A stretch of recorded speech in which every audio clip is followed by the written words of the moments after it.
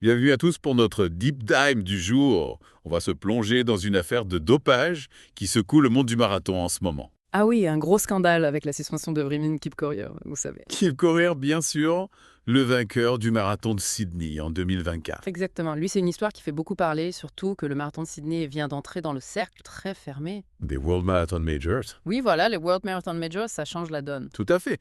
Et on va décortiquer tout ça ensemble aujourd'hui. Le cas Kip Courir, bien sûr, mais aussi le problème du dopage au Kenya. Mhm. Et puis, les enjeux pour les grands marathons comme les World Marathon Majors, on a du pain sur la planche. Oui, beaucoup de choses à dire. Mais avant de commencer, pour ceux qui ne le connaissent pas, qui est Bremil Kipkorir. Alors, Vriment Kipkorir, c'est un athlète kenyan spécialiste du marathon. Il avait une carrière incroyable avant cette suspension. Oui, des victoires impressionnantes. Victoire à Sydney en 2024, avec un record du parcours en plus. Et puis 2 victoires d'affilée au marathon de Francfort 2022-2023. Une ascension fulgurante. Oui, vraiment fulgurante. Et puis, patatras, ces accusations de dopage. Justement, de quoi est-il accusé précisément? Kipkorir a été contrôlé positif à l'EPO et au furosémide lors d'un contrôle hors compétition. Ah oui, le 22 novembre 2024, si je me souviens bien. C'est ça le 22 novembre, et c'est important de le préciser hors compétition. Donc ça veut dire qu'il prenait ces substances même en dehors des courses. Exactement, ce qui est encore plus grave, on peut dire. Et puis, l'EPO et le furosémide, ce sont des produits Interdit. interdits, bien sûr, qui peuvent améliorer les performances de façon significative. Bon, alors l'EPO, le furosémide, on va prendre le temps d'expliquer ça à nos auditeurs. D'abord, c'est quoi exactement? L'EPO, c'est une hormone qui stimule la production de globules rouges dans le sang. Et alors, ça sert à quoi pour un marathonien? Plus de globules rouges, ça veut dire plus d'oxygène transporté vers les muscles et donc plus d'endurance. D'accord, donc c'est un produit très recherché dans les sports d'endurance comme le marathon. Exactement. Et le furosémide, c'est un diurétique souvent utilisé pour masquer la présence d'autres produits dopants. Ah d'accord, donc c'est un peu comme un camouflage en quelque sorte. Oui, c'est ça, un moyen de passer sous les radars des contrôles antidopage. Et comment ces substances agissent-elles sur le corps? Comment on les détecte? J'avoue, je suis curieuse. Alors pour les PO, imaginez un athlète qui s'injecte cette hormone, son corps se met à produire des globules rouges en excès. Comme une usine à globules rouges. Exactement. Et du coup, il peut transporter plus d'oxygène vers ses muscles, il court plus longtemps, plus vite, avec moins de fatigue. Incroyable. Et pour le détecter? On analyse des échantillons de sang à la recherche de traces des PO synthétiques. Et pour le furosémide, ouais. Son action est plus mécanique, on va dire, il augmente la production d'urine, ce qui permet d'éliminer plus rapidement les substances interdites. Ah d'accord, donc c'est une sorte de nettoyage express. Oui, on peut dire ça comme ça, et on le détecte par une analyse d'urine. C'est fascinant. Et en même temps un peu effrayant de voir comment la science peut être détournée. Oui, c'est le revers de la médaille. Mais revenons à Kip Courir et à l'impact de cette affaire sur le marathon de Sydney. Le timing est vraiment catastrophique. Catastrophique, c'est le mot. Le marathon de Sydney vient d'être promu au rang de World Marathon Majors. Avec l'ambition d'attirer les meilleurs coureurs du monde. Oui, et de croître la visibilité de l'événement, de développer le tourisme, et là, imaginez. Le champion en titre suspendu pour dopage. Juste avant la grande première. C'est un coup dur pour l'image de la course. Un coup dur, c'est le moins qu'on puisse dire.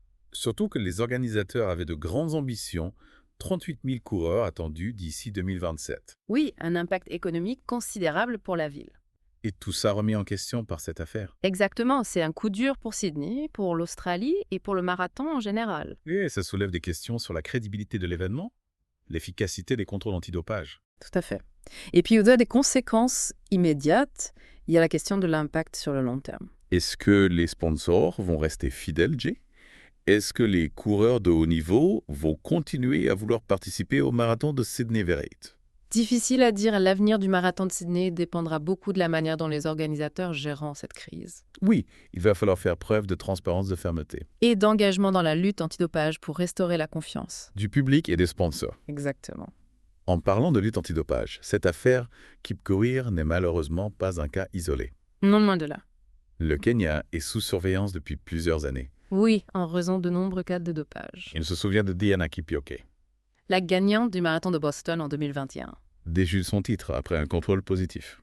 Et puis, il y a eu d'autres cas très médiatisés. Lawrence Sharono, vainqueur de Boston, et Chicago Ronex Kipruto, ancien détenteur du record du monde du 10 000 mètres. La liste est longue, malheureusement. Oui, trop long. Face à ce fléau, quelles sont les actions mises en place par l'unité d'intégrité de l'athlétisme et les autorités kenyanes? Alors, ils ont intensifié les contrôles notamment les contrôles inopinés hors compétition. Oui, ça c'est important. Mais le problème est plus profond que ça. Le dopage est souvent lié à la pauvreté ou au manque d'opportunités. Oui, on peut comprendre que pour certains athlètes kényans, la réussite sportive est le seul moyen de s'en sortir. C'est une réalité qu'il faut prendre en compte. Et quand on voit les sommes d'argent en jeu, la tentation peut être grande.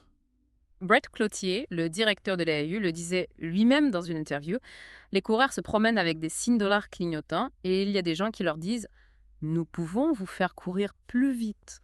Une phrase qui fait froid dans le dos. Oui, c'est terriblement cynique. On comprend mieux les difficultés auxquelles sont confrontés les athlètes kenyans et la complexité de ce problème. Oui, d'un côté, on a des athlètes talentueux qui cherchent à s'en sortir et de l'autre, un système qui les pousse à la limite, voire à la faute. C'est un vrai dilemme. Il est important de ne pas stigmatiser tous les athlètes kenyans. Beaucoup sont intègres et travaillent dur en respectant les règles. Bien sûr. Mais il est tout aussi important de ne pas fermer les yeux sur le problème du dopage qui ternit l'image de l'athlétisme kenyan. C'est un équilibre délicat à trouver. Tout à fait. Et concrètement, que fait le gouvernement kenyan pour lutter contre le dopage? On imagine que cela demande des investissements importants. En 2023, le gouvernement a investi 5 millions de dollars dans la lutte antidopage. C'est une somme importante. Oui, mais qui reste inférieure à ce que dépensent d'autres pays comme le Royaume-Uni ou les États-Unis. On voit qu'il y a encore du chemin à parcourir. Oui, clairement. Mais revenons à Brumen Kipkorir. Quelles sont les conséquences possibles pour lui dans cette affaire? Il a la possibilité de contester les résultats, de demander des contre-expertises. Oui, c'est son droit. Mais s'il est reconnu coupable, il risque une suspension de plusieurs années. Ce qui pourrait mettre un terme à sa carrière. Oui, c'est la triste réalité du dopage. Le jeu ne vaut pas la chandelle. Une fin de carrière brutale pour un athlète qui avait encore de belles années devant lui. C'est une tragédie. On imagine la déception pour ses fans, pour le Kenya, qui perd un de ses meilleurs marathoniens. Oui, c'est une grosse perte. Et du côté du marathon de Sydney, comment vont-ils gérer la situation mocoveuse? Ils vont devoir prendre des mesures pour restaurer la confiance du public et des sponsors, renforcer les contrôles antidopage, communiquer de manière transparente sur les mesures prises pour garantir l'intégrité de la course. Oui, c'est indispensable pour que le marathon de Sydney puisse continuer à se développer et à attirer les meilleurs coureurs du monde. Tout à fait. Mais on sent que cette affaire aura des conséquences profondes et qu'elle soulève des questions qui dépassent le simple cas Kipkorir. Oui, on en reparlera dans la suite de notre deep dive. C'est ça, on se retrouve très vite pour la suite de notre enquête. On a parlé des conséquences pour Sydney, mais cette affaire Kipkorir, ça nous amène à nous poser la question du rôle des fans face au dopage. Oui, c'est vrai, on a souvent l'impression que le dopage, c'est une affaire d'experts, de scientifiques, des instances sportives. Mais est-ce que les fans ne sont pas les premiers concernés? Si, bien sûr, ils ont un pouvoir énorme, les fans, ils peuvent influencer les sponsors, les médias, même les instances dirigeantes du sport. On pourrait imaginer un boycott des marques qui sponsorisent des athlètes dopés, par exemple. Exactement, une pression constante sur les fédérations pour des mesures plus strictes. On a déjà vu que la mobilisation des fans pouvait avoir un impact réel. Oui, tout à fait. Et puis les fans peuvent aussi choisir de ne pas soutenir les athlètes qui ont été pris pour dopage. Et encourager ceux qui jouent le jeu proprement. Tout à fait, il faut mettre en avant les valeurs de fair play, de respect, de dépassement de soi. C'est ça l'esprit du sport. Le sport, c'est une aventure humaine, une quête d'excellence qui doit se faire dans le respect des règles et des autres. Et c'est cet esprit qu'il faut défendre face au dopage. On a beaucoup parlé du Kenya. Est-ce que ce problème est spécifique à ce pays? Malheureusement, non, le dopage est un fléau mondial qui touche tous les pays, tous les sports. On a eu des scandales dans le cyclisme, l'haltérophilie, le baseball. La liste est longue. Mais alors pourquoi ce problème persiste malgré tous les efforts pour le combattre? Il y a plusieurs facteurs. D'abord, la science progresse et permet de créer des produits dopants de plus en plus sophistiqués et difficiles à détecter. Une vraie course à l'armement. Exactement, entre les dopés et les contrôleurs. Et puis, il y a aussi un problème de mentalité, je pense. Oui, la pression sur les athlètes est énorme. La pression de la performance, la recherche de la gloire, de la fortune, de la reconnaissance, tout ça peut pousser certains à franchir la ligne jaune. Et puis il ne faut pas oublier les enjeux financiers autour du sport. Bien sûr, les sponsors, les médias, les organisateurs d'événements, tout le monde a intérêt à ce que les athlètes soient performants coûte que coûte. La tentation du dopage peut être très forte dans ce contexte.